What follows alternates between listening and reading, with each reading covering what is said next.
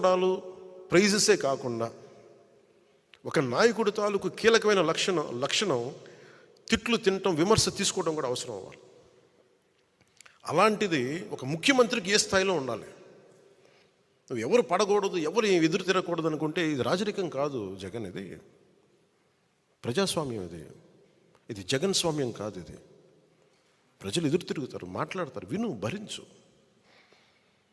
పద్ధతులు మార్చుకోండి, మార్చుకోండి.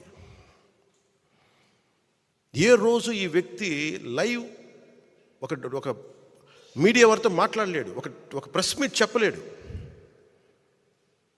ఒక ప్రెస్ మీట్ పెట్టలేడు. అతను అరేంజ్డ్ ప్రెస్ మీట్స్ తప్ప